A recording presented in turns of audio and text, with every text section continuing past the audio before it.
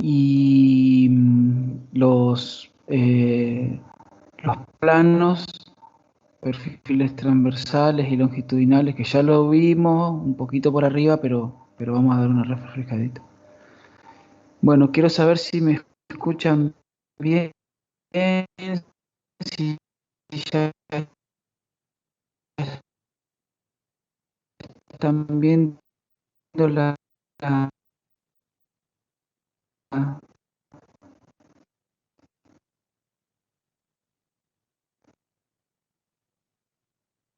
Sí, profe, al menos yo veo la pantalla compartida y se escucha bien.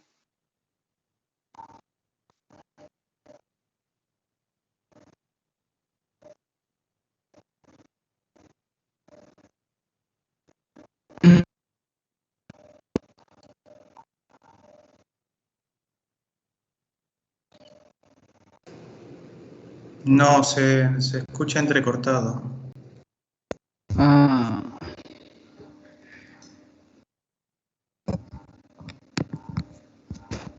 ¿ahí me escuchan bien? Sí, ahí se mejoró. Sí, ahí mejor. Bien. La pantalla, ven que vamos a arrancar con la parte de teodolitos. Ok. Sí, profe, se ve bien. Ok. Bien. Vamos a empezar con lo que es la descripción de un teodolito. Bueno, un teodolito es un instrumento que tiene una lente astronómica y se utiliza fundamentalmente para medir ángulos, ya sea horizontales o verticales. ¿Sí? Entonces, acuérdense ustedes que nosotros a, a la superficie terrestre dividíamos en dos grandes grupos, la parte planimétrica y la parte altimétrica. La parte planimétrica, el instrumento más usado es la cinta para medir distancias y el teodolito para medir ángulos. Entonces yo teniendo distancias y ángulos, puedo representar en el plano cualquier punto que encuentre en superficie. También con el teodolito se pueden medir distancias haciendo taquimetría, que fue lo que vimos en alguna clase anterior que nos encontramos por acá, con un poco menos de precisión, pero con los con puntos de medición de terrenos. O sea, un punto de un eje de calle, que es un punto importante, no lo voy a medir con una taquimetría. Lo voy a medir con nivel y teodolito, con cinta, nivel y teodolito, salvo que tenga una estación total con una precisión angular adecuada o un GPS topográfico con una precisión de lectura adecuada. Ahí sí. La total y el GPS topográfico lo que hacen es medir las tres componentes, norte, este y z, en una sola medición. Nosotros, teodolito, nivel y cinta, medimos por separado lo que es la parte planimétrica y lo que es la parte altimétrica. Bien, ¿cuáles son las partes de un teodolito? Estas mismas partes que yo les voy a nombrar acá son los nombres que heredó también la estación total, ¿sí? La estación total electrónica. Entonces tenemos lo que es la elipse, es el eje de colimación, H es el eje secundario, P es el eje vertical o principal. Entonces tenemos tres ejes fundamentales. El de colimación, que es el eje de la visual nuestra, o sea, por dónde va el ojo, por dónde mira el ojo cuando estamos usando el instrumento. HH, que es un eje horizontal, igual que el de colimación, pero perpendicular a este último. Y el eje vertical, que es el que se une con el centro de la Tierra, por decirlo de alguna manera para que se lo memoricen. Bien, acá el 1, lo que está señalizado como 1 es el anteojo astronómico, donde están las lentes. El punto número 2 es el índice, ¿sí? Es un nivel de burbuja. 3, el nivel tórico, tubular, un nivel tubular, ¿ok? Necesitamos los dos. 4 es el limbo o círculo graduado. Esto es el limbo o círculo graduado. Es donde están marcados los ángulos. ¿Sí? 5, los tornillos calantes, los famosos tornillos para que ustedes horizontalizar el instrumento.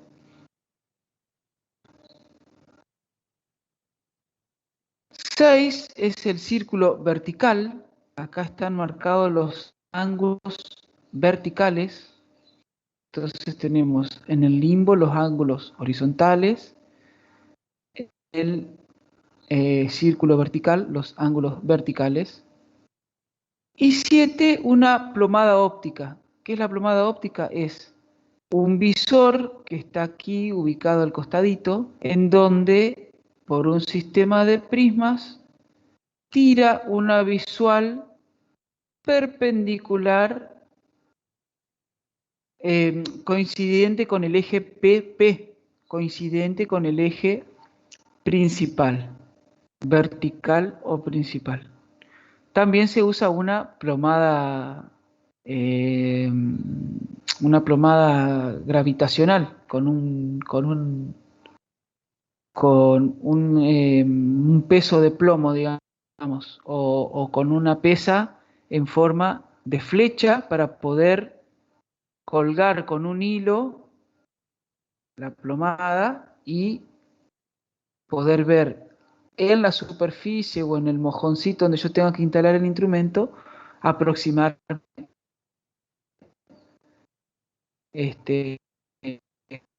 yo me ubico siempre arriba del punto donde tengo que instalar el instrumento, donde tengo que hacer estación, con la plomada óptica.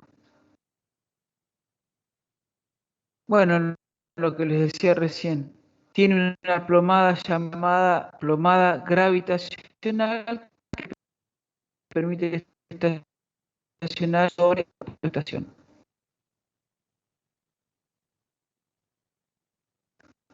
Bien, para poder medir la de colimación debe poder dirigirse a cualquier punto del terreno visible desde el punto de estación del teodolito.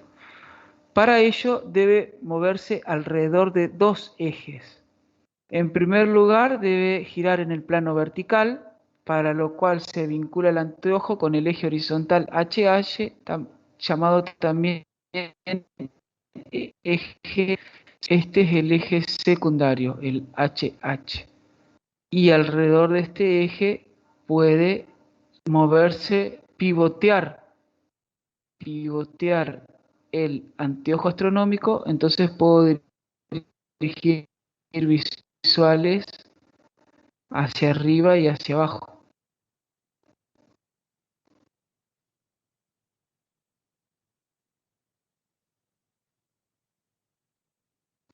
Bueno,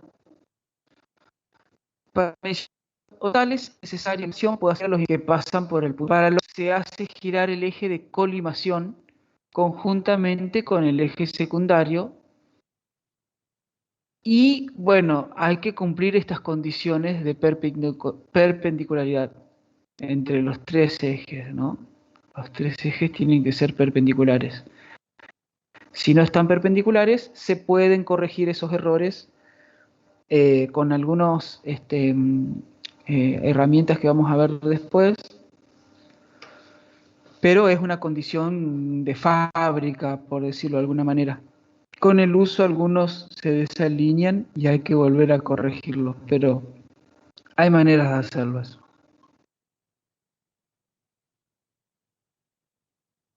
Bueno, girando en tales condiciones, el anteojo alrededor del eje vertical de cualquier punto del terreno, girando luego el anteojo alrededor del eje horizontal, a su eje de colimación bisecta exactamente en el punto de terreno. Lo que está diciendo ahí es que podemos girar como moviendo la cabeza diciendo no, y podemos girar como moviendo la cabeza diciendo sí, ¿no es cierto? Entonces, de esas dos maneras podemos ubicar cuanto que querramos, siempre y cuando no tengamos ningún obstáculo delante, claro está. Bueno, cuando se ha colocado y nivelado correctamente el tablito, el observador puede ver la marca de la estación a través del ocular de la plomada óptica, que deflecta verticalmente hacia abajo su línea de visión por medio de un prisma 45 grados. Esto es lo que les explicaba recién. Este es el punto de estación. Ustedes observan por la plomada, hace que esta visual, que en teoría está horizontalizada a través de los tornillos calantes, genera una vertical y vemos el punto de estación. Nosotros, una vez que instalamos el instrumento en el trípode y lo horizontalizamos, luego podemos aflojarlo y desplazarlo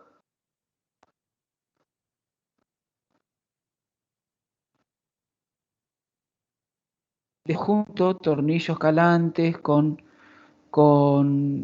limbo y lo que es todo lo que es la lidada, toda la parte de arriba se llama lidada, que está marcado acá.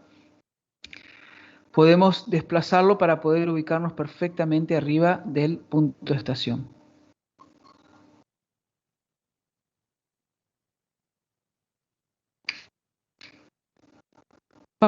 La magnitud de un ángulo horizontal se haya fijado sobre un buje de la base un círculo horizontal llamado limbo. Y para poder señalar sobre este limbo el lugar correspondiente a una posición del eje de colimación dirigido a cualquier punto del terreno, el eje de rotación debe estar vinculado con un brazo porta índice marcador de ese lugar. O sea, ¿qué es lo que quiere decir? Nosotros tenemos el teodolito, ¿ok? El teodolito gira y supónganse que en este caso el limbo está fijo a la base de tornillos calantes. Cuando yo observo en el teodolito la marca de ángulos horizontales, tiene que haber un índice que nos vincule la rotación de la lidada con el limbo.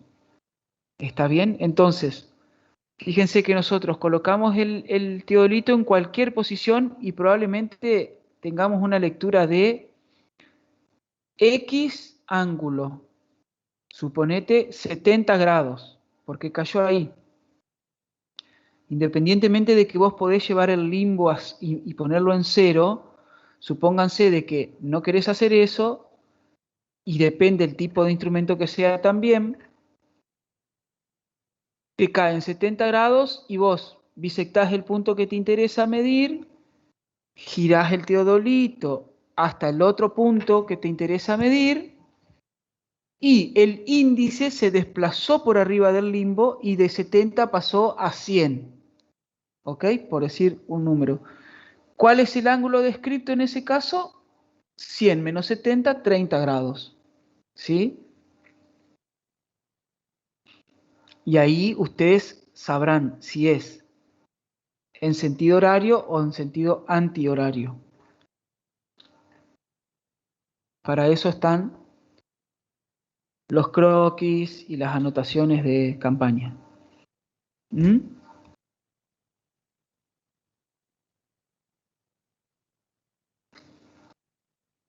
Muy bien.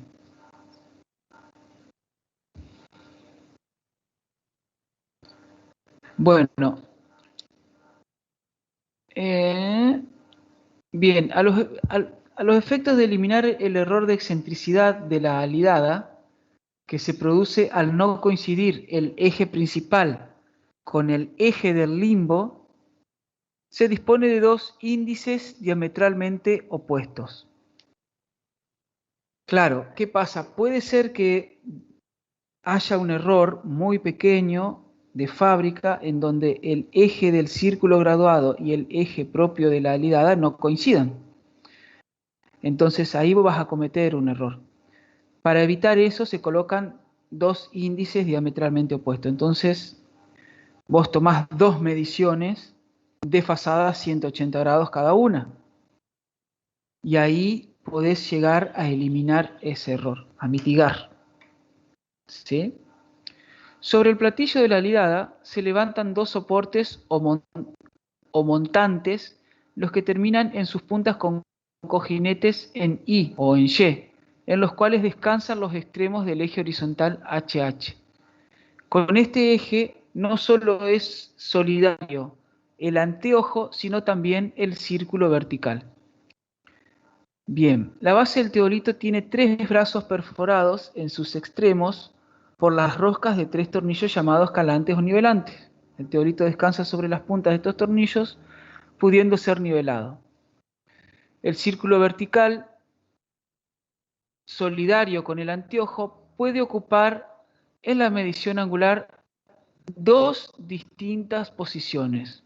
La llamada posición 1, círculo vertical a la izquierda, la llamada posición 2, círculo vertical a la derecha.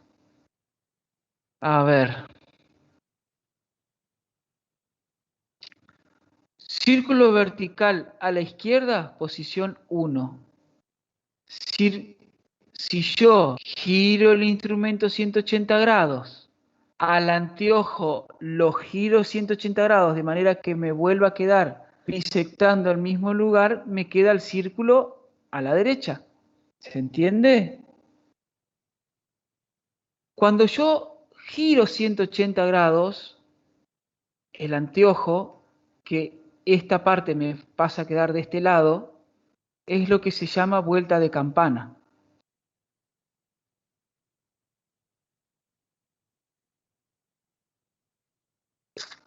Fíjense, se puede pasar de la posición 1 a la posición 2 girando el anteojo alrededor del eje horizontal y un segundo giro alrededor del eje vertical, ambos giros de 180 grados. ¿Mm? Bien, para bisectar correctamente los distintos puntos del terreno, el teodolito está previsto de tornillos de fijación y de aproximación o pequeños movimientos. ¿Qué es esto? Yo al teodolito lo puedo, cuando está todo suelto, sin los tornillos, con los tornillos de fijación, sin ajustar, lo muevo con la mano al teodolito, lo muevo con la mano, ya sea la alidada completa o el anteojo astronómico. Pero ¿qué pasa? Cuando yo tengo que ver un punto que está a 300 metros de distancia, un muy pequeño movimiento que yo haga con la mano se me mueve metros cuando estoy apuntando a una longitud de 300 metros. Un pequeño movimiento que yo hago con la mano se me va de la visual muchos metros. Entonces, en esos casos, yo aproximo con las manos a donde tengo que bisectar, fijo el instrumento con los tornillos de fijación y luego me muevo con los tornillos de pequeños movimientos. ¿Sí? Me muevo muy sutilmente con otros tornillos que me giran el instrumento de manera horizontal y de manera vertical, es decir, diciendo no con la cabeza o diciendo sí con la cabeza, pero con tornillos que no producen movimientos tan bruscos como que si yo lo haría con la mano. ¿Ok? Muy bien. ¿Cuáles son estos tornillos? Tenemos fijación del limbo, pequeños movimientos del limbo, fijación de la alidada, pequeños movimientos de la alidada, fijación del anteojo y pequeños movimientos del anteojo. Pequeños movimientos del anteojo es pequeños movimientos haciendo sí, diciendo sí con la cabeza, digamos. Pequeños movimientos de la alidada es pequeños movimientos diciendo no, o sea, el instrumento moviéndose sobre su eje vertical. ¿Sí? El teodolito es un instrumento utilizado en la mayoría de las operaciones que se realizan en los trabajos topográficos. Directa o indirectamente, con el teodolito se pueden medir ángulos horizontales, verticales, distancias y desniveles. Indirectamente, medir distancias y desniveles es lo que se llama taquimetría. De manera directa podemos medir solamente ángulos horizontales y verticales, de manera directa.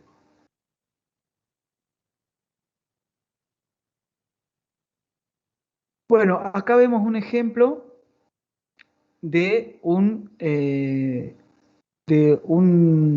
teodolito de lectura directa.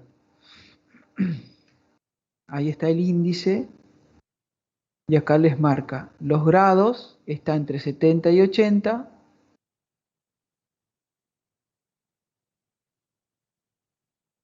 ¿Ok? Y los minutos por grados y minutos. Esta escala mayor son los grados y esta escala menor son los minutos. ¿Sí? 10, 15, 5, 10, 15, 20, 2, 22.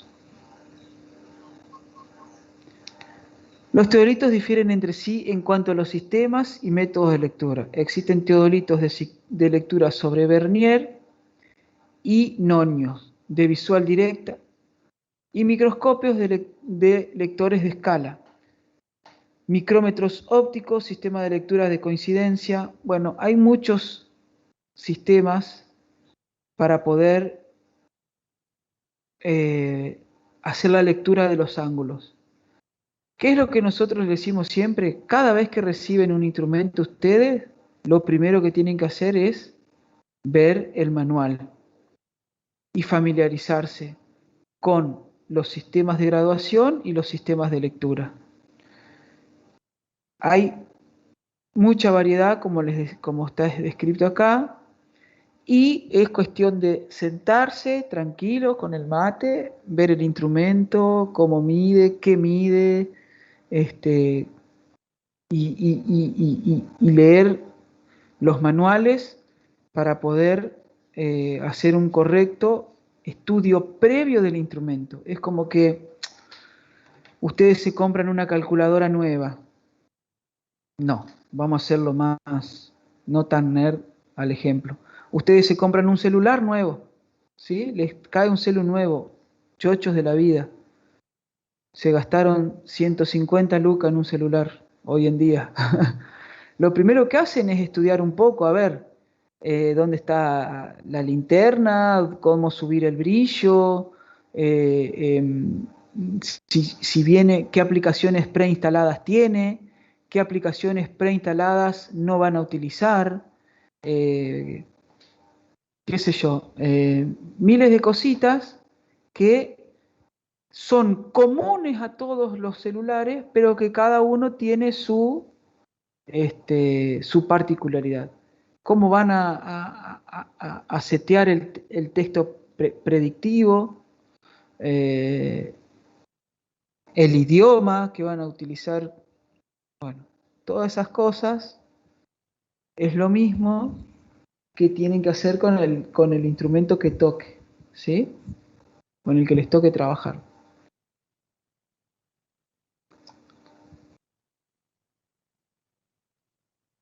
Bueno, acá hay un instrumento con micrómetro que les puede tocar también. En realidad, teodolitos no van a utilizar cuando salgan de la facu porque ya no hay, no existen.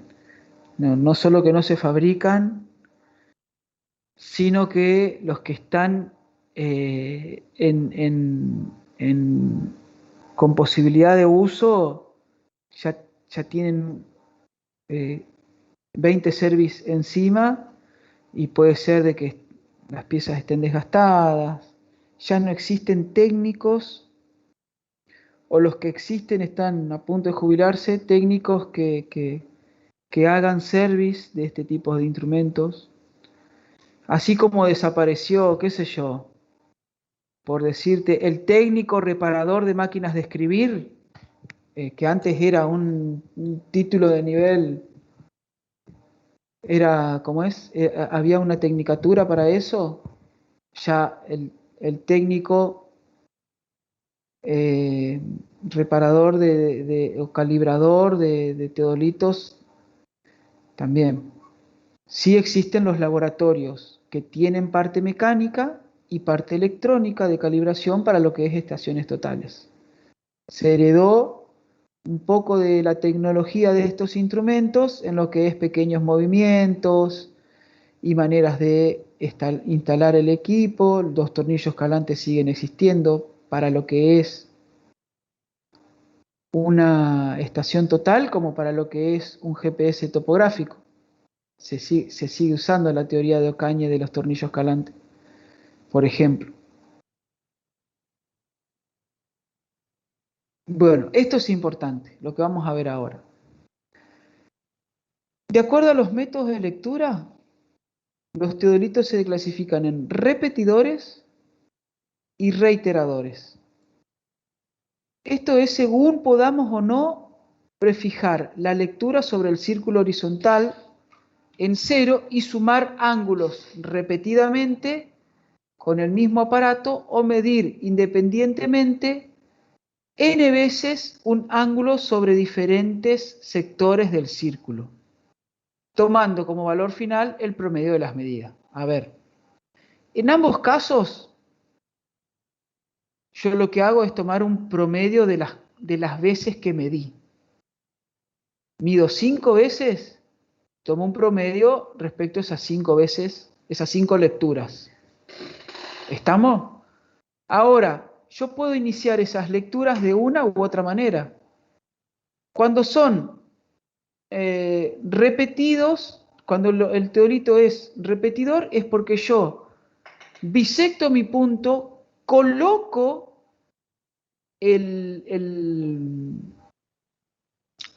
coloco el índice en 0, el limbo en 0 grados, y mido, por ejemplo, de izquierda hacia derecha, 10 grados, ¿no es cierto? Fijo el limbo, mido de nuevo desde ese punto al que inicié, vuelvo a medir y ahí ya tengo que tener 20 grados, ¿no es cierto? Porque voy sumando ángulos. Vuelvo a medir de izquierda a derecha una tercera medición y leo, por ejemplo, 10,5 grados. Ahí tendría ya 30,5, porque en la tercera lectura medí medio ángulo de más. O bueno, ahí está el tema de los errores que se empiezan a cometer, y en el promedio, bueno, voy a ir eliminando esos errores, ¿sí?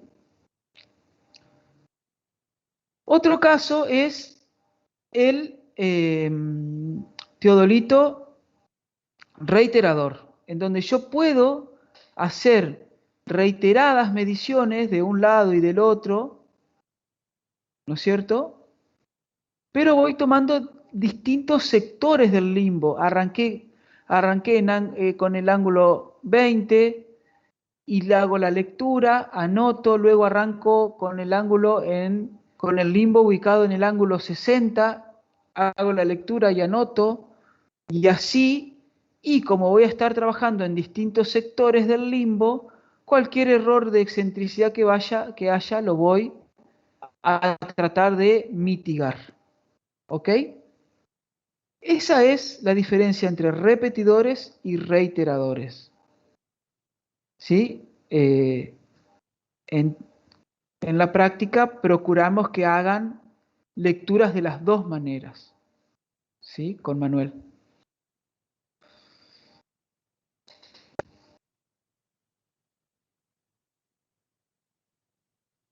Bueno, acá hay un esquema un poco más didáctico, si se quiere, de las componentes del teodolito. ¿Sí? Acá está representado el círculo vertical, el círculo horizontal, el eje principal, el eje secundario, ¿sí? Y el eje de colimación.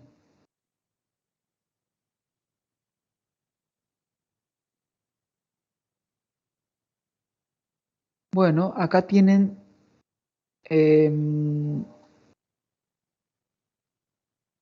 esquemáticamente lo que es un teodolito repetidor y lo que es un teodolito reiterador. ¿Sí?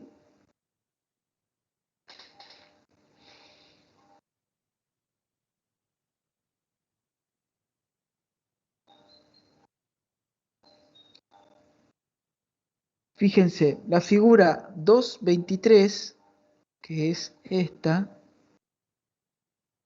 donde tenemos un teodolito repetidor a la izquierda y un reiterador a la derecha, la base del teodolito A se apoya directamente sobre el trípode.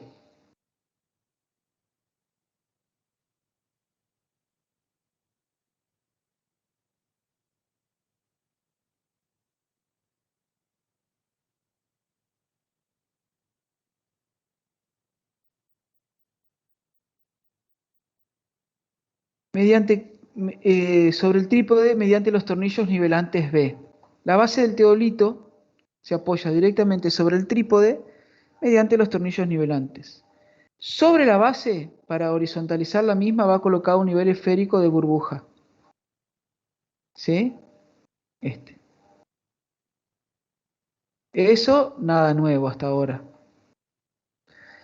En los teodolitos repetidores, el círculo horizontal puede girar alrededor del eje vertical. El círculo horizontal puede girar alrededor del eje vertical. O sea, yo lo puedo fijar a la lidada y puede girar solidaria a esta. ¿Sí? Para la fijación del círculo a la base, se dispone del tornillo de presión E. O sea, para fijar, yo necesito utilizar un tornillo que me fije el círculo a la alidada, ¿no es cierto?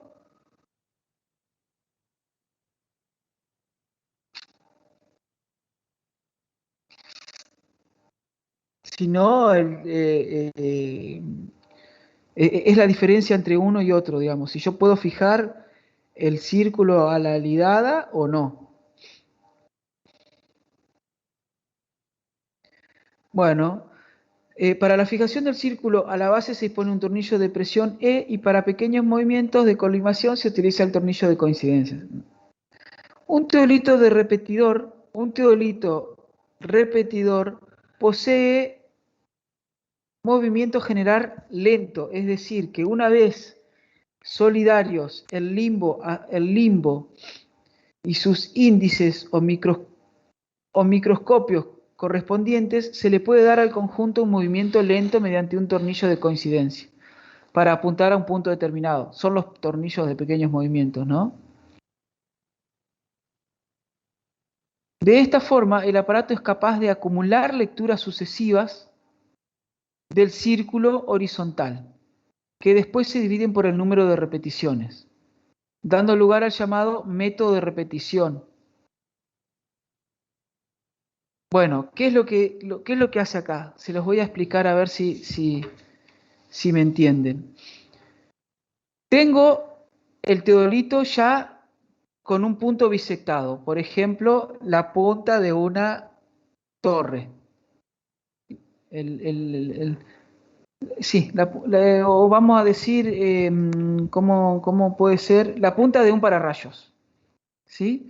Y hay en la cuadra siguiente otro pararrayos. Son dos pararrayos que quiero medir el ángulo que hay entre ambos. ¿Sí? Desde mi punto de estación. O sea, el ángulo no es el mismo si el punto de estación, si no tomo un mismo punto de estación, digamos. Bueno, voy a medir de izquierda a derecha. Entonces, ¿qué hago yo? Bisecto el pararrayo que está a la izquierda, coloco el eje horizontal en 0, mido de izquierda a derecha al otro pararrayos y describo un ángulo de, por decirte, 10 grados, 20 minutos, 30 segundos. ¿Ok? Ahí, ¿qué hago? Fijo el círculo graduado, vuelvo a 0, vuelvo al pararrayos que estaba a mi izquierda, vuelvo a soltar el círculo graduado y hago una nueva lectura. En ese caso, ¿qué ángulo voy a tener? 20 grados, 41 minutos. ¿Por qué? Porque voy a sumar. Es como que a los 10 grados, 20 minutos, 30 segundos de la primera lectura, la vuelvo a hacer y la segunda lectura, teóricamente, me tiene que dar el doble. ¿Se entiende eso? Lo voy a hacer para asegurarme. Claro, me da 20 grados, 41 minutos. ¿Se entiende? O sea que hice 2 veces la misma medición de izquierda a derecha, ¿ok? Y arranqué en 0, pero voy acumulando mediciones. ¿Se entiende? A lo último, si hago 5 mediciones, haré la última medición, que va a ser,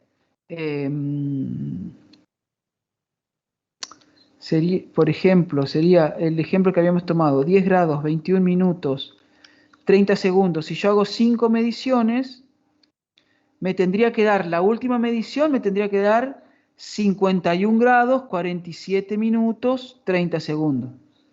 Dividido 5, me tiene que dar más o menos, depende los errores que se hayan cometido, me tiene que dar aproximadamente el primer ángulo que medí. ¿Sí? Muy bien. En los teodolitos reiteradores, el círculo horizontal está fijo a la base y puede ser deslizado o rotado mediante un tornillo de corrimiento. O sea,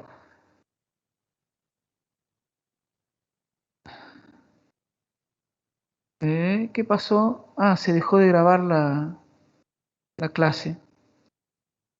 Está bien. En los teodolitos reiteradores, el círculo horizontal está fijo a la base y puede ser deslizado.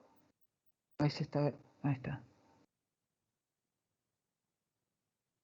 Bueno, ahí empezó a grabar de nuevo la llamada, así que voy a empezar de nuevo con el tema de los teodolitos reiteradores.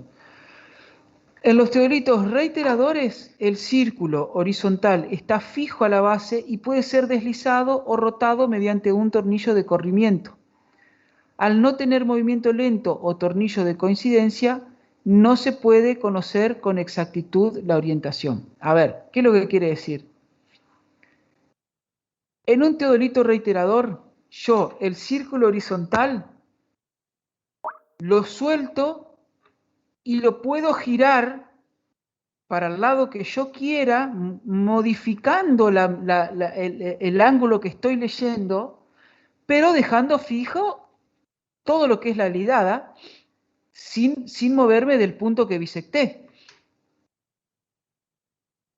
De esta manera yo puedo hacer muchas mediciones en distintos sectores del círculo.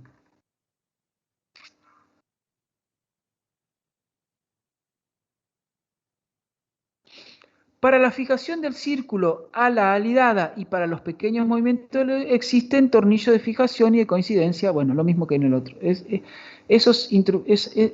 Los tornillos de fijación y de pequeños movimientos existen en teodolitos repetidores y en teodolitos reiteradores. ¿Está bien?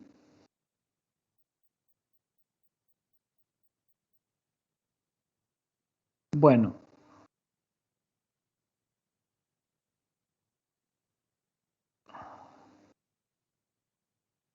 Todo esto es lo mismo que les estaba explicando.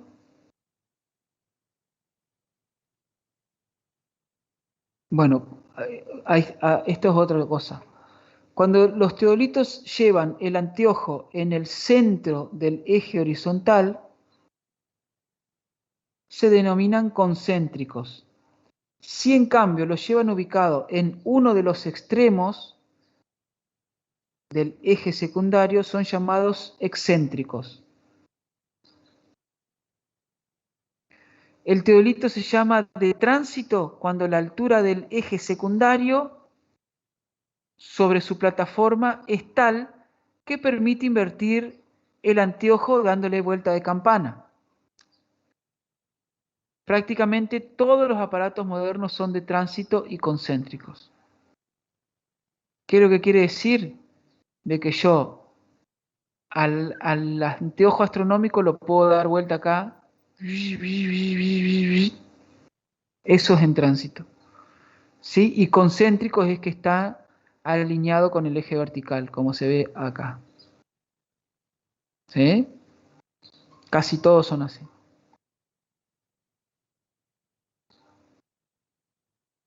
Bueno, vamos a hacer un pequeño descansito, preparamos el mate y arrancamos con los errores en los teodolitos. ¿Sí? ¿Les parece bien? Preparamos el mate y arrancamos con el tema de errores axiales. Dale, profe. Bien, dejo el chat abierto por cualquier cosa.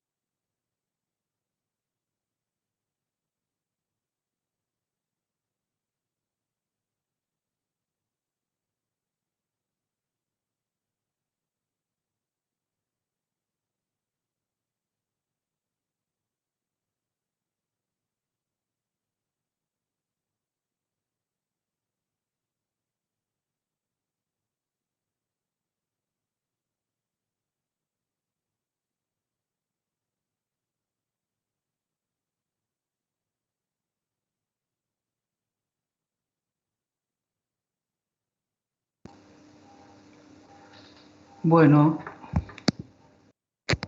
seguimos, chicos.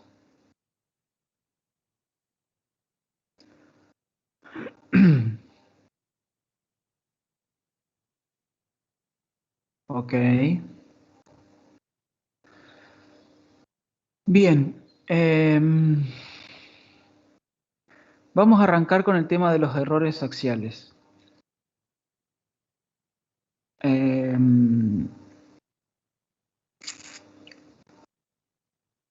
Axiales tiene que ver con ejes, ¿ok? Entonces, estos errores eran muy importantes tenerlos en cuenta cuando se trabajaba con teodolito, y era muy importante minimizarlos haciéndole distintos tests a los instrumentos, porque, claro, no había manera de detectarlos si no fuera haciéndole los tests a estos errores.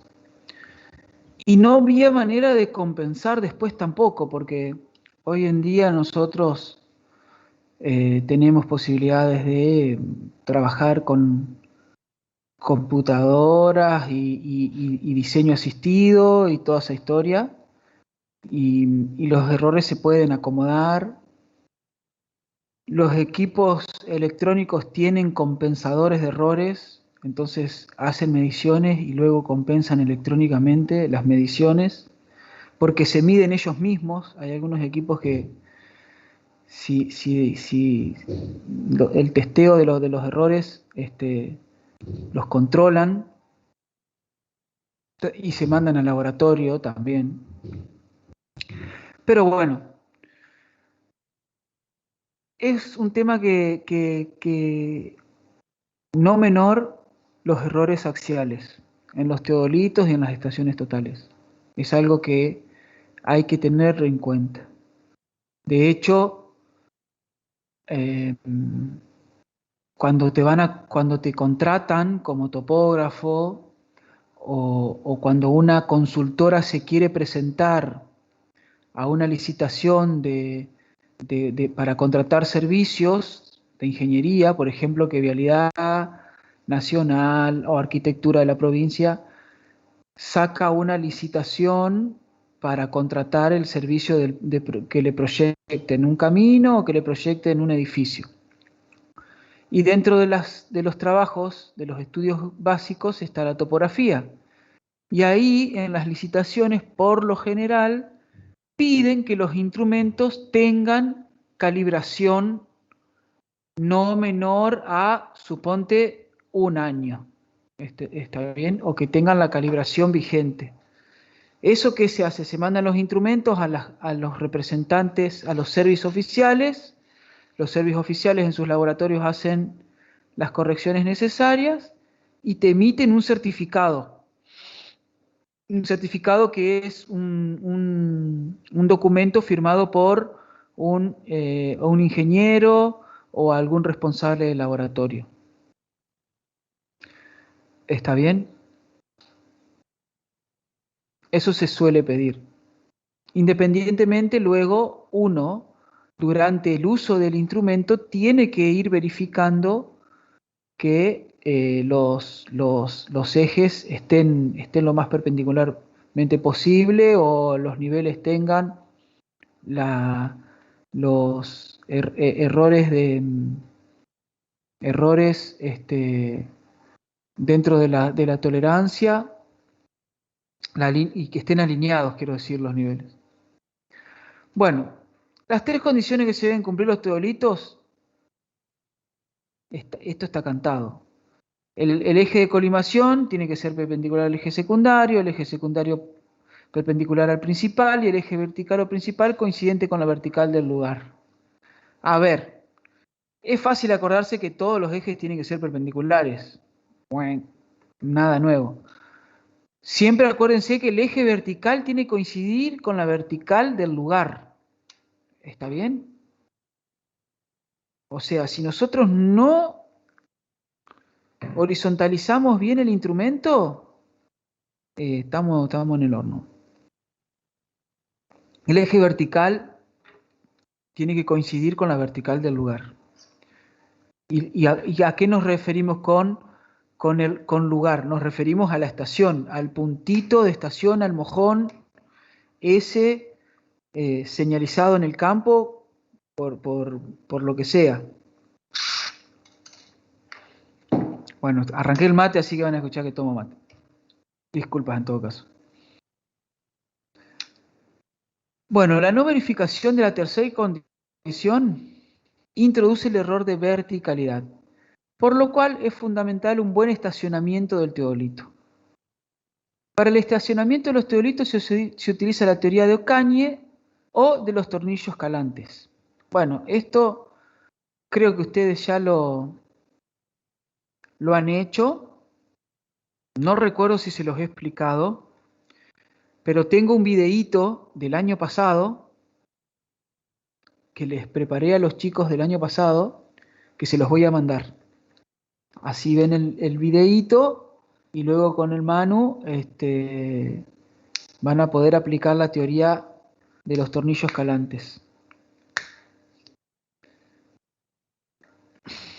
Bueno, esto no se los explico ahora porque les mando el video, ¿entienden? ¿Qué pasa? Cuando las clases son presenciales, yo llevo el instrumento al aula y les muestro esto que está escrito acá. Para analizar con un plano, bla, bla, bla, se eligen las rectas, chiqui, chiqui. Esto que está explicado acá yo se los hago en vivo ahí en el aula, cuando podemos tener clases presenciales. Para reemplazar eso, yo armé el videíto y se los mando. Entonces todo esto no se los voy a explicar ahora porque se los explico en el video.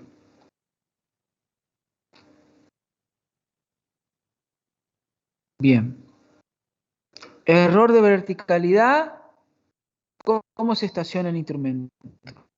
Para estacionar el instrumento, este nivel tubular, ojo, tiene que estar alineado. Esa es una que les tiro para que después le pregunten en el examen esas cositas y quedan. El nivel tubular de un teodolito, de un nivel, de lo que sea, se tiene que alinear, se tiene que calibrar. Bueno, error de colimación. La falta de perpendicularidad entre el eje de colimación y el eje secundario. O sea, el eje de colimación es el de la visual, los ojos. Y el eje secundario es el perpendicular horizontal, o sea, el eje que une mis dos orejas. ¿Ok? Para que ustedes se acuerden, error de colimación es la falta de perpendicularidad entre lo que miro para adelante y el eje que une mis dos orejas. ¿Ok?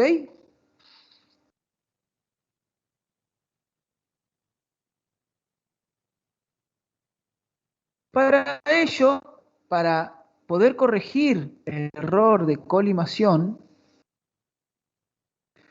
se elige un punto P bien definido, ubicado a unos 200 metros de distancia y aproximadamente a la misma altura del instrumento. O sea, me voy a colocar a 200 metros de distancia, voy a elegir un punto y voy a colimar ese punto. ¿Sí? Voy a verticalizar el eje y voy a poner el anteojo en posición 1, o sea, el círculo vertical a la izquierda. ¿Ok? Bueno, fíjense lo que dice acá. Dice, se elige un punto objeto P bien definido, ubicado a unos 200 metros de distancia y aproximadamente a la misma altura del instrumento. Después de verticalizar el eje de rotación, se bisectará ese punto en la posición 1 del anteojo, efectuando en el limbo la lectura alfa 1. La lectura alfa 1. En posición 1. La que supondremos afectada del error de colimación, C'. ¿Sí? Pasando ahora el anteojo a la posición 2, círculo vertical a la derecha, se bisectará nuevamente el punto P, efectuándose la lectura alfa 2. ¿Sí? Alfa 1 y alfa 2. Las diferencias de lectura entre alfa 1 y alfa 2 nos dará el doble del error de colimación. ¿Se dan cuenta lo que hacemos? O sea, tomamos una medición a un punto que estamos mirando, ¿sí? Con el círculo a la izquierda. ¿Ok? ¿Qué hacemos? Hacemos una vuelta de campana. Hacemos una vuelta de campana, volvemos a bisectar el punto y vamos a hacer una lectura nuevamente. Esa lectura que vamos a tomar tiene que ser la misma que la anterior, más menos 180 grados, para que esté chanta el instrumento sin error. Si hay un pequeño error, alfa 1 y alfa 2 no son iguales, prescindiendo de los 180. ¿Por qué? Porque hicimos la vuelta de campana. Al hacer vuelta de campana, nosotros sumamos o restamos 180 grados. ¿Se dan cuenta de eso? Entonces, ¿cuál es el error de colimación? Alfa 2 menos alfa 1 dividido 2, lo que está acá.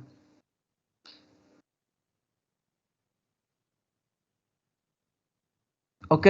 ¿Se entiende eso?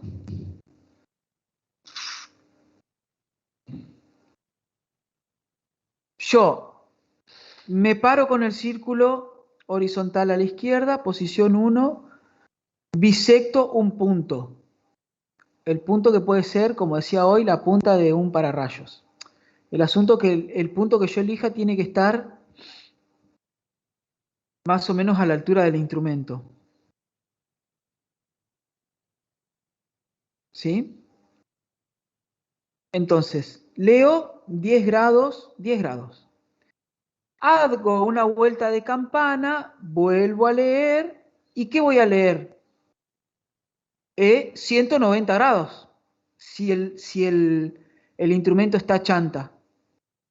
Ahora, ¿qué pasa si leo 190, 0 minutos, 45 segundos? El error de colimación que tengo ahí es 45 dividido 2, 22,5 segundos. ¿Qué es lo que dice? Alfa 2 menos alfa 1 dividido 2. Bueno.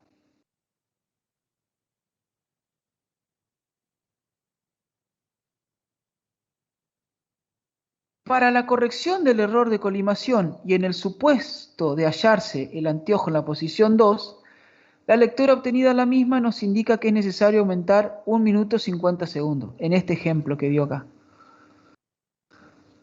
Bien.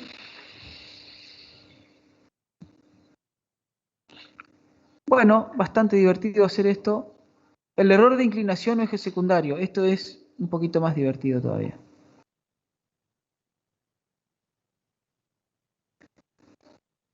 Para determinar el error de inclinación del eje secundario, a ver, disculpen un cachito.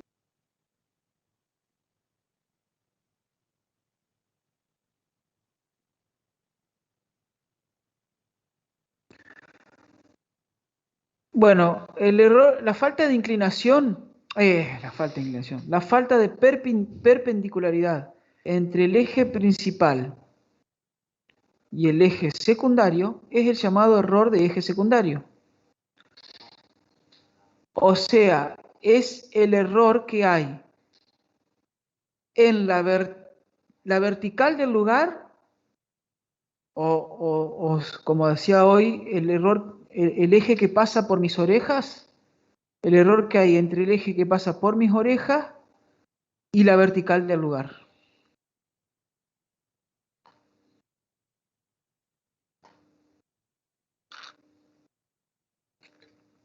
Bien.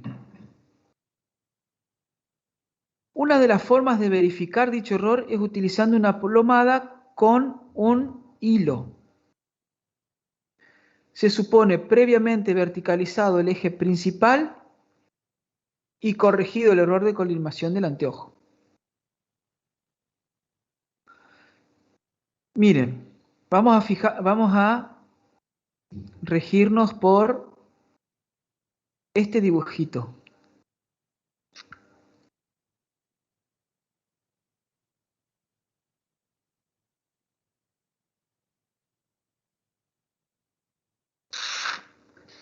Vamos a regirnos por este dibujito. Fíjense, dice, sea G un soporte en que está colgada una plomada con un hilo. En la parte más alta se haya señalada el punto P. ¿Sí? Bajando luego el anteojo hasta llegar a la dirección OP. Están mal. Están mal la nomenclatura. Bueno, no importa.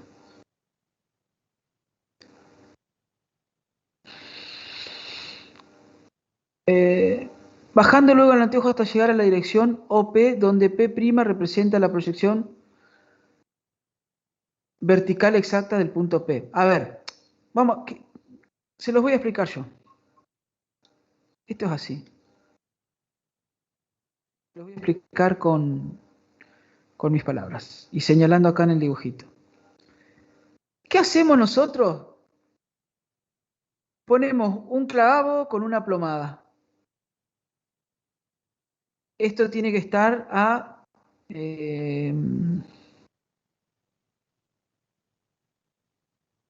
una distancia considerable, no me acuerdo bien ahora, no está escrito acá tampoco, pero con que estén alejados, a ver, la mitad con que estén alejados, la mitad de los que nos permitan los aumentos del anteojo, está bien. Si el anteojo es de, supónganse, 36 aumentos,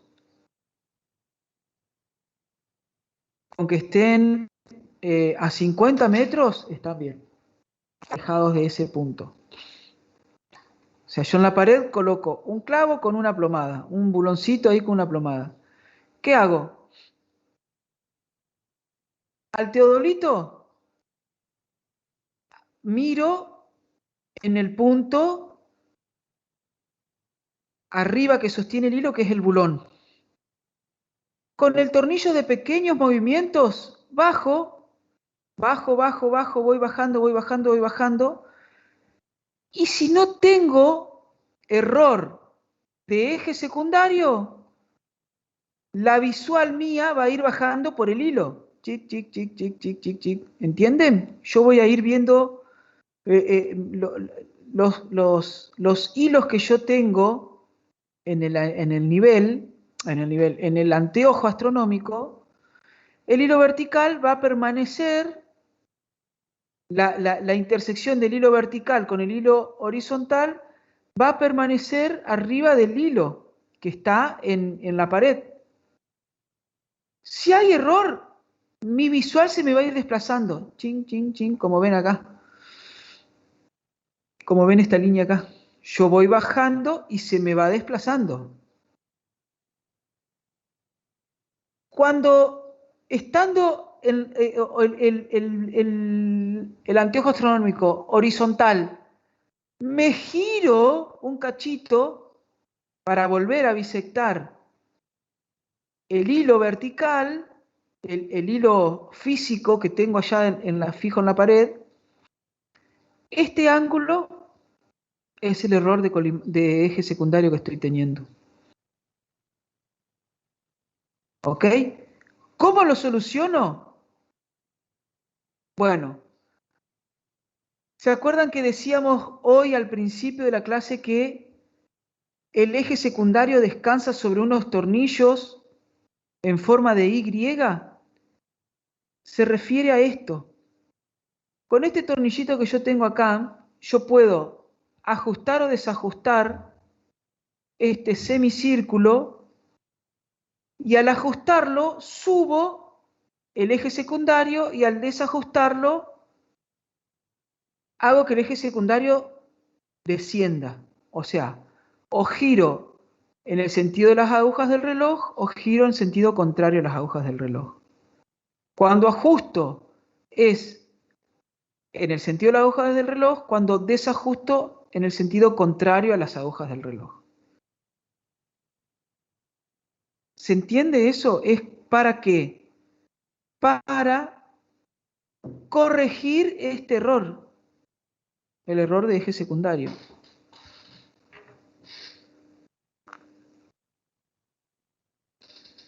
Bastante divertido hacer esto también.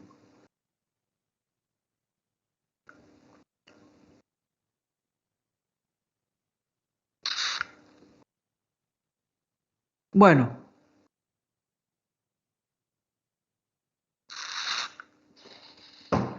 Influencia de los errores axiales. Las lecturas afectadas con círculo vertical a la izquierda se conviene llamarlas lecturas directas. Las efectuadas con círculo a la derecha, inversas. Las lecturas, sean directas o inversas, no son verdaderas, pues están presentes en ellas la influencia de los errores de inclinación, colimación y de verticalidad. Para las lecturas directas, tengo que sumar el error de colimación, sumo todos los errores. Y en el otro caso tengo que restar el error de colimación y el error de eje secundario, el I. ¿Estamos? Así es como influyen los errores en las lecturas. Yo a este error lo puedo minimizar dándole el mantenimiento yo mismo al instrumento, o lo mando, o si lo mandé a que lo calibren en el laboratorio, puedo verificarlo. Y de esta otra manera yo al error de colimación no lo puedo corregir yo, porque es más complicado el tema. Acá está involucrado la excentricidad entre el limbo y la lidada y otras cuestiones. Entonces, es esto que se encargan los laboratoristas, el service oficial. Pero cuando tengo que hacer cuando hago una lectura y sé que estoy cargado de errores, tengo que o sumar o restar conforme haya leído, a derecha o izquierda. ¿Estamos? Bueno, esto lo vamos a seguir viendo en la próxima clase, los sistemas de lectura. Un poco aburrido, pero igual.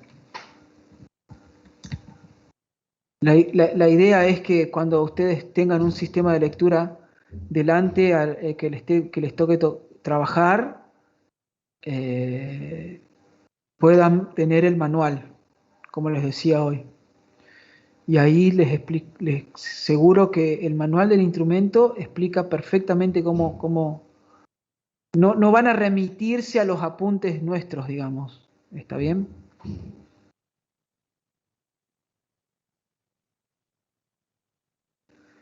Bueno, entonces ahora lo que vamos a hacer es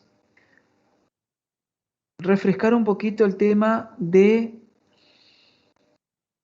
lo que me había pedido Manuel, de la parte de nivelación, anilla.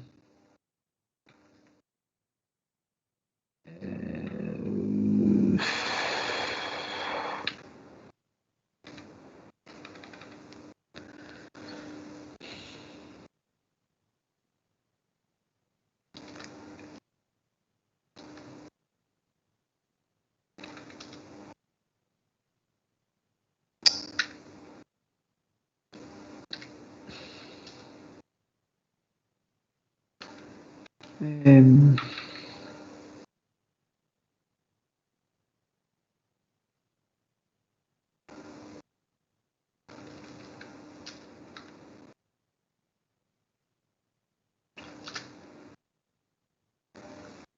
acá.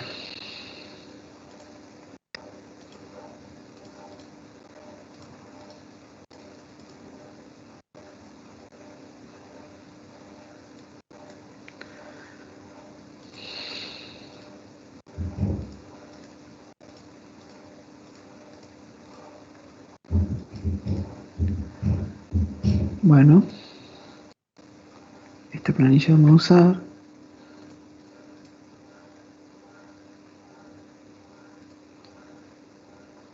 No, esta no me gusta.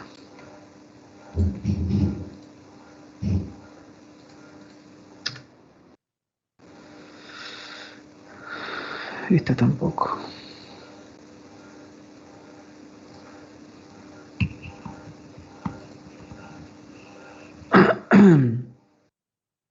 Geométrica.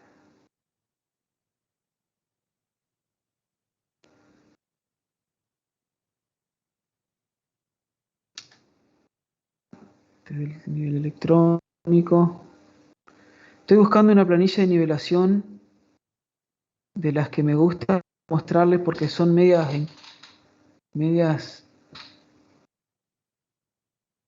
difíciles por ahí, pero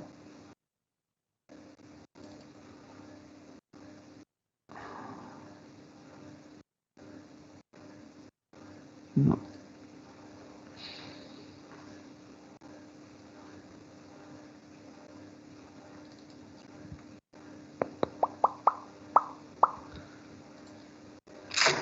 Yo lo tengo en la otra, tengo estos trabajos de topografía son muy chicos y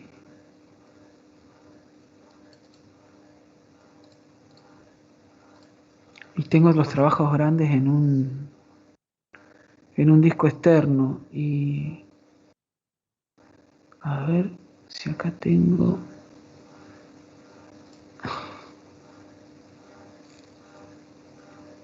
No.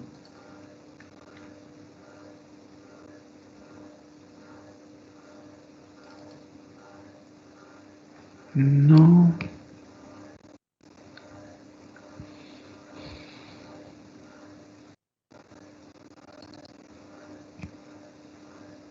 Medición estática.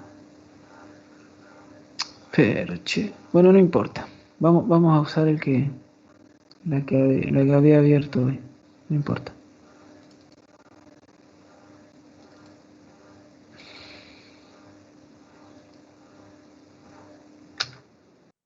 Esta vamos a usar. Después se las explico. Bueno, una cosa que me había dicho Manuel que les quería que les recuerde es el tema de la parte de perfilería en los terrenos. Acá, en las calles, porque les quiero hacer medir una calle. Les traigo de ejemplo una calle de una zona rural, pero donde se hacía cordón cuneta, se construían los badenes, está el alambrado existente, se construyen badenes,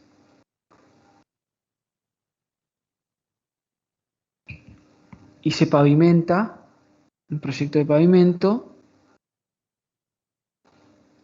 ¿sí? Entonces, en la parte planimétrica se ven dónde van ubicados los badenes, cordón cuneta, alambrado, eje de camino, las progresivas, acceso a propiedad. Hay un acceso a propiedad. Acá hay una línea de baja tensión. Estos son postes de alumbrado. ¿Sí? Acá hay delimitada una antena de transmisión. Esto es lo que se ve en la parte planimétrica.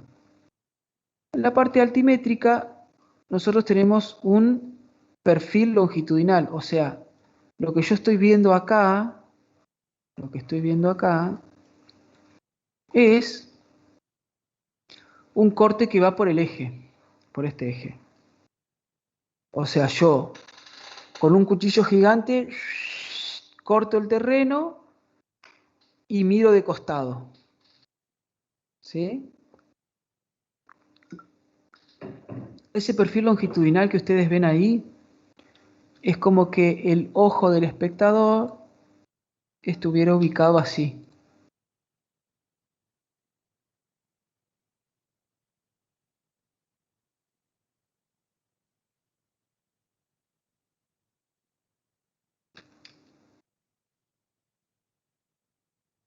¿Ok? El ojo del espectador está así, lo que obtengo es un perfil longitudinal. Fíjense, para cada progresiva del camino, o sea, si este es el 0, a los 100 metros es la progresiva 100, a los 200 la progresiva 200. Acá está indicada la progresiva 270,83 porque ahí es donde sale el otro camino, es el eje del camino perpendicular. Entonces, están marcadas las progresivas múltiplos de 100, pero en donde cae algún evento está marcado también, por ejemplo, acá donde está el eje del camino. ¿Sí? Y el final. Para cada progresiva yo tengo, fíjense lo que es, la cota del terreno natural, lo que se midió que existía en aquel entonces cuando se fue a hacer el estudio, es terreno natural, y la cota de rasante es el nivel por donde va a ir el camino. El camino terminado. O sea que entre el camino y lo existente, esto tengo que dividirlo por 5.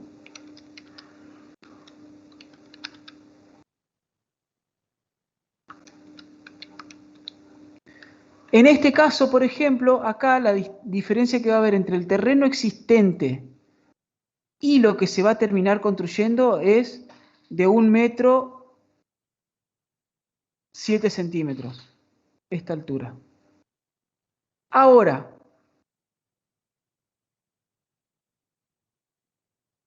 en sentido horizontal, de acá hasta acá, yo tengo 500 metros. Y en vertical tengo 1 metro acá.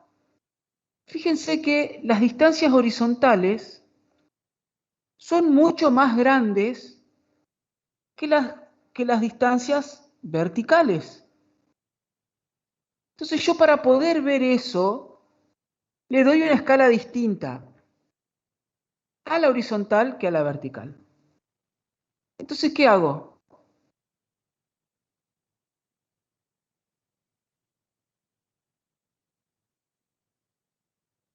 Escala horizontal, 1 en 2000.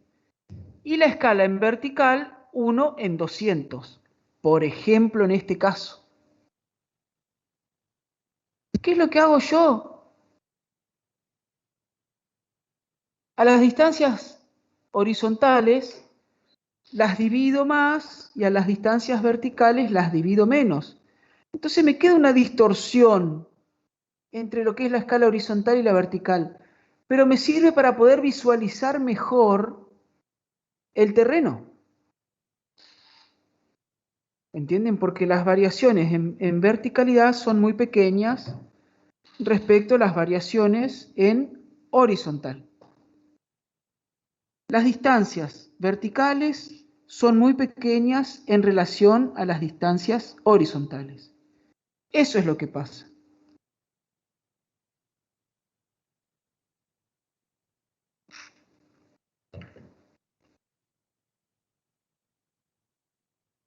Y fin del cuento, digamos, no es más que eso, el tema de la distorsión entre en los perfiles. ¿Qué es lo que pasa acá? Que este es un perfil longitudinal y también existen los llamados perfiles transversales. En los perfiles transversales, el ojo del espectador se ubica acá.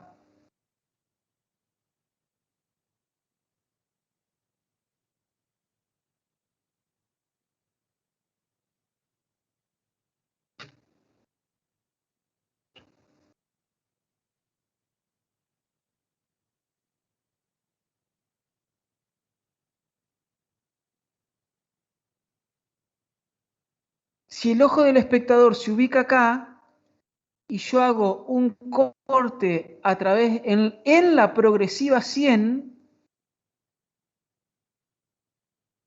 ¿sí? Lo que voy a ver es un perfil transversal que va a tener, como ya les había comentado en alguna vez, una forma más o menos así del camino.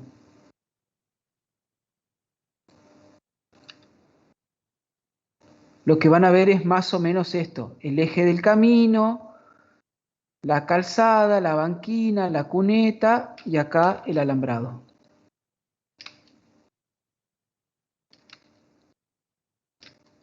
O, por ejemplo, la línea de edificación si es un...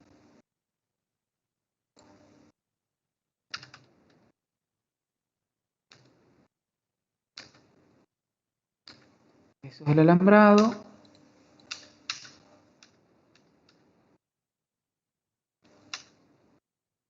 Eso es el alambrado y más o menos el perfil transversal tiene esta forma. En este caso, lo mismo. Se le da una escala vertical a las distancias verticales y una escala horizontal a las distancias horizontales, para poder visualizar mejor. Si yo lo haría en la misma escala, este perfil transversal lo vería así.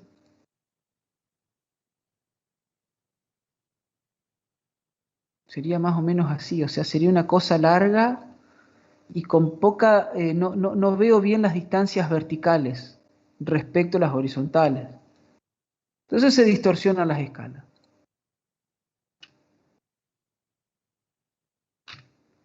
Bueno, lo otro que les quiero recordar es el tema de las mediciones en una nivelación geométrica de ida y vuelta.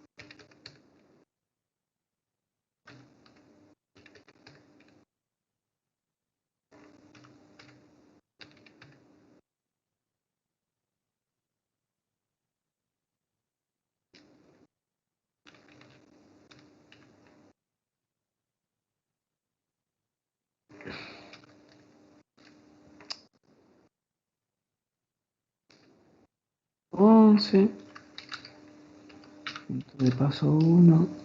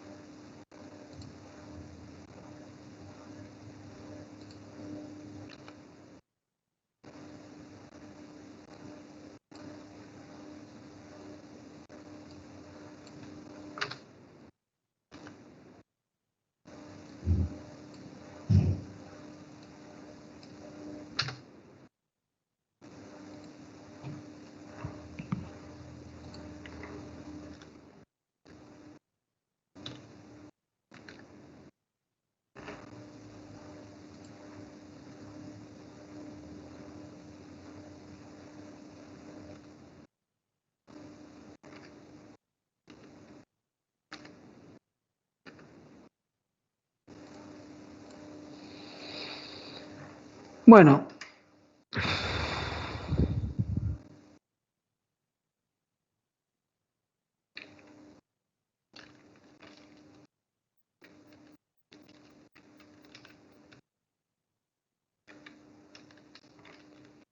para las planillas de nivelación, ustedes pueden adoptar cualquier modelo de planilla. El que yo les voy a mostrar acá es un modelo de planilla que pueden adoptar ustedes, obviamente, y tiene algunas ventajas respecto a otras que, bueno, a mí me resultó por la práctica llegar a esta planilla. Miren, esto es nivelación geométrica de ida y vuelta. O sea, arranco en el punto fijo 8, voy hasta X punto, que va a ser el punto fijo 11 en este caso, y del punto fijo 11 vuelvo al punto fijo 8. ¿Ok? Nivelación geométrica de ida y vuelta. La nivelación estrella de la ingeniería civil. Esto es lo que ustedes tienen que saber. O sea, profe, que haces el cierre en el punto que iniciás. Haces el cierre en el punto que iniciás. Exactamente. Vas y volvés. ¿Entendés? Bueno, acá yo tengo cota de arranque del punto fijo 8, la cota 0, para hacerla fácil. ¿Sí? O vamos a arrancar desde la cota 50, por decirlo de alguna manera. ¿Ok? Bien. Así que todo lo que está acá es lectura atrás. Lectura atrás es todo lo que va acá. Ya sea en la ida o en la vuelta. Pero es lo que está acá. Lectura adelante es todo lo que está acá. Ya sea en tanto en la ida como en la vuelta. ¿Estamos?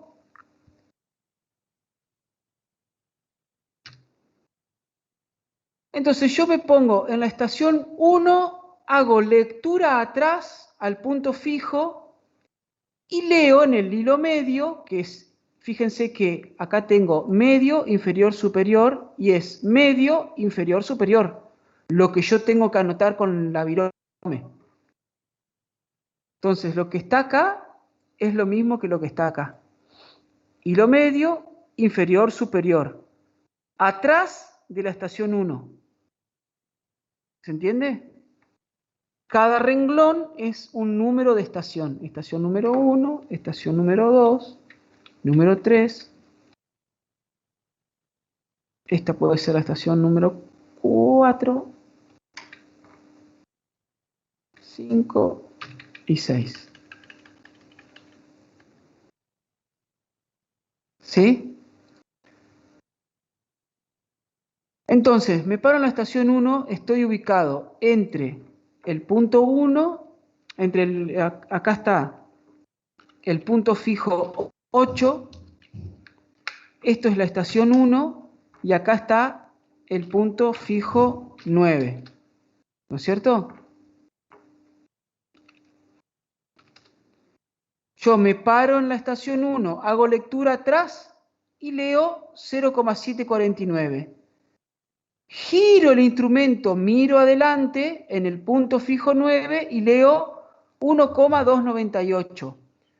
¿Cuál es la cota del punto fijo 9? Es la lectura la cota del punto fijo 8 más la lectura atrás menos la lectura adelante. La cota del punto fijo 8 más la lectura atrás menos la lectura adelante.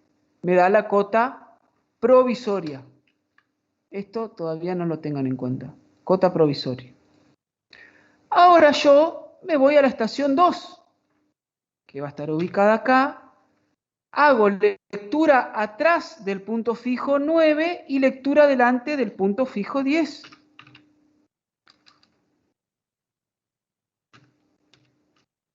¿Se imaginan lo que les estoy diciendo o no? Sí, profe, se entiende. ¿Cómo? Se entiende bien. Ah, ok, bárbaro. Ok, entonces ahora ya tengo el punto fijo 9 acotado. Me levanto el nivel, me voy caminando, pin, pin, pin, pin, pin, me pongo en la estación 2 y hago lectura atrás del punto fijo 9 y lectura adelante del punto fijo 10. ¿Cuál es la lectura atrás del punto fijo 9? Esta. Bueno, acá porque copié y pegué, pero supónganse que es 0,74.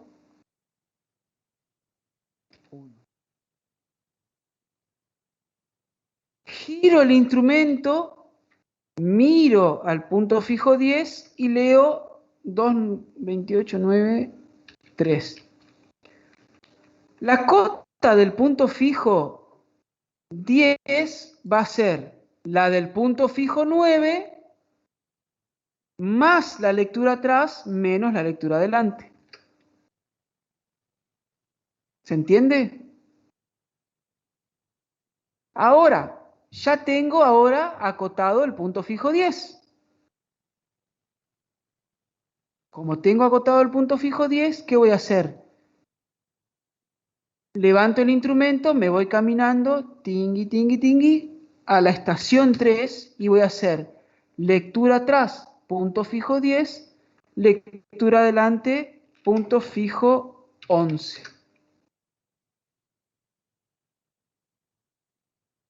Lectura atrás, punto fijo 10. Y lectura adelante del punto fijo 11.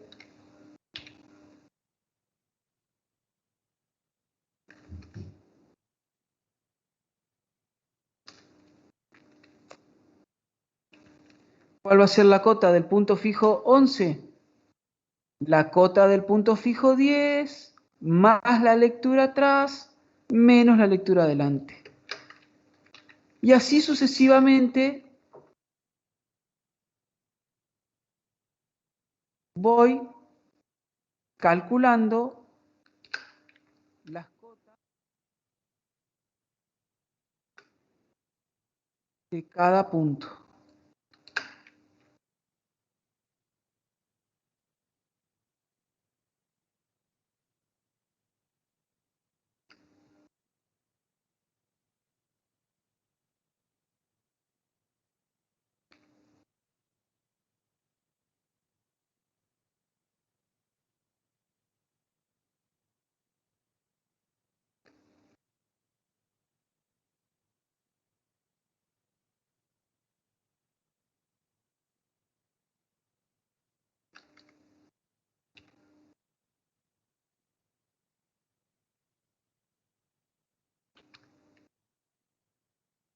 Vamos a dejarlo positivo que sea más fácil. 7:45.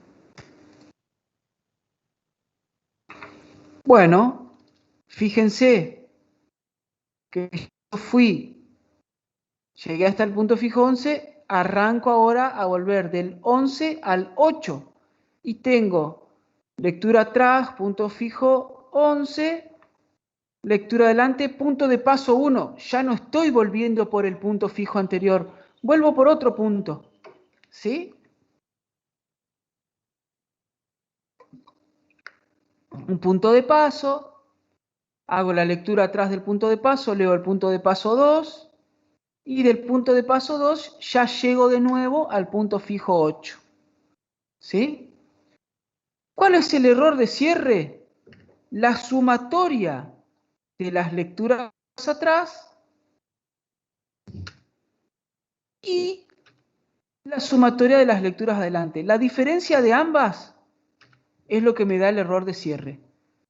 Lectura atrás menos lectura adelante me da el error de cierre. Acá le erramos entre que fuimos y volvimos por 4 milímetros. ¿Sí? Le erramos por 4 milímetros.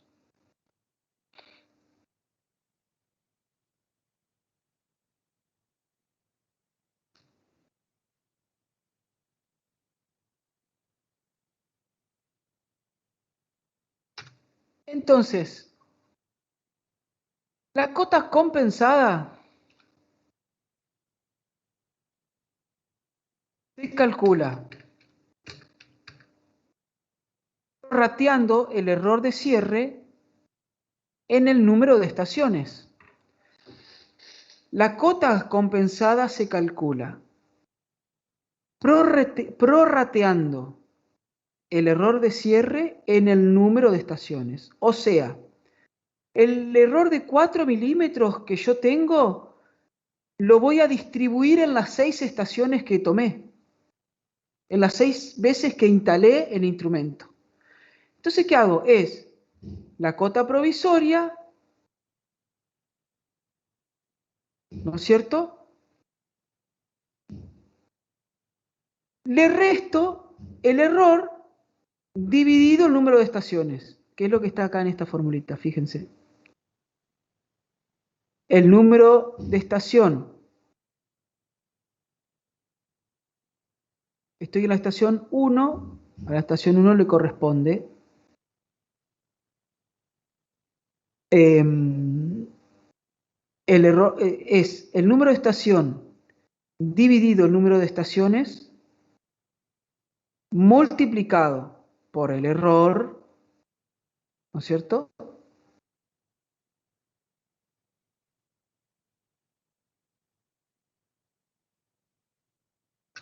Le sumo la cota provisoria que tenía.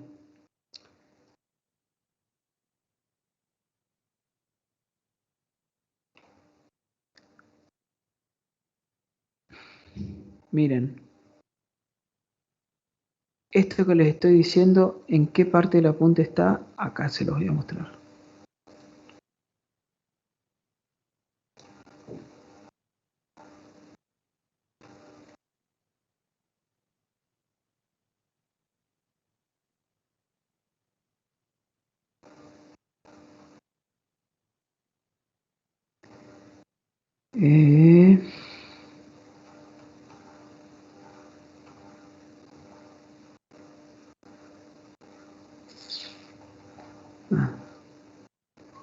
Relación geométrica.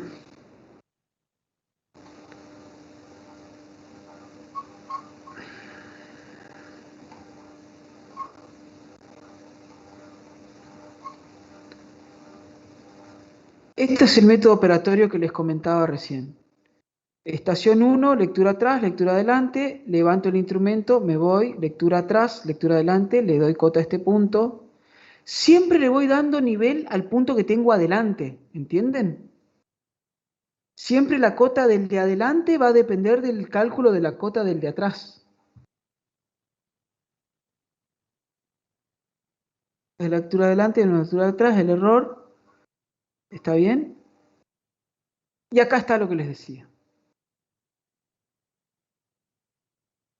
Tenemos dos maneras de prorratear el error de cierre. Uno es teniendo el perímetro total y las longitudes parciales entre una nivelación y la otra. Y la otra es prorrateando por el número de estaciones. Entonces, se supone que el error es acumulativo. O sea, la estación número 6 es como que tiene mayor error cometido que la estación número 1. Ese es un concepto clave. Ese es un concepto clave.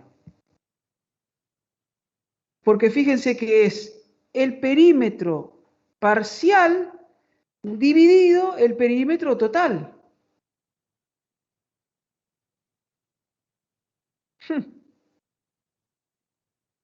Ahí está el tema, ¿no? Por eso suponemos nosotros de que el error es acumulativo.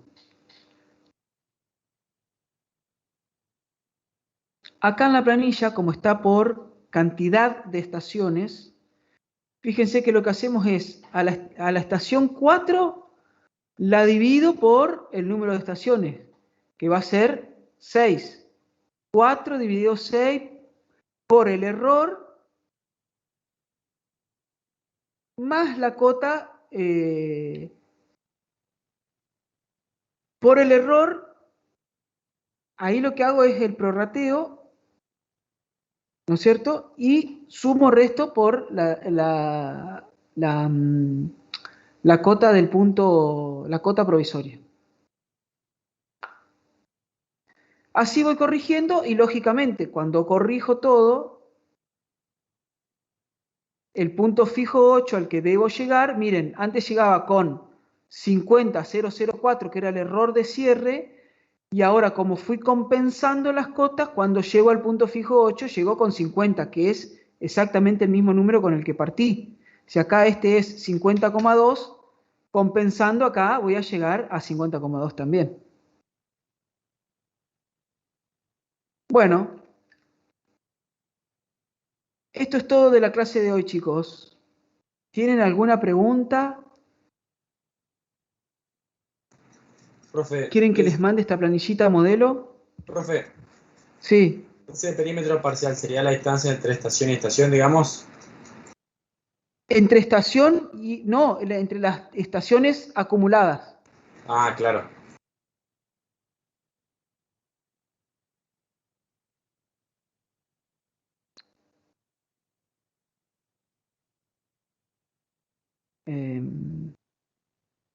Fíjate que el apunte dice perímetro parcial recorrido y no distancia parcial entre estaciones. Perímetro parcial.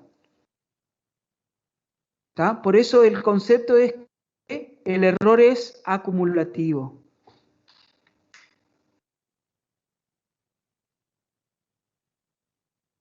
Bueno, les voy a mandar esta planillita modelo, ¿quieren?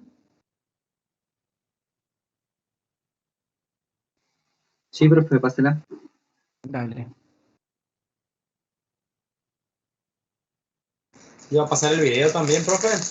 Sí, le mando las dos cosas.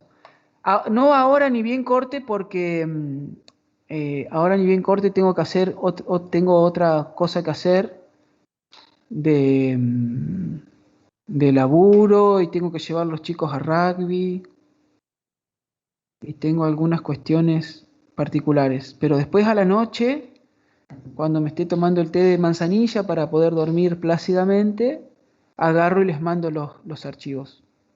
¿Está?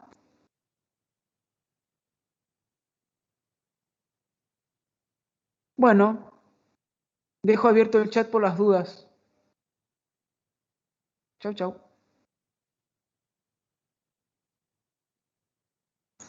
El profe, hasta luego.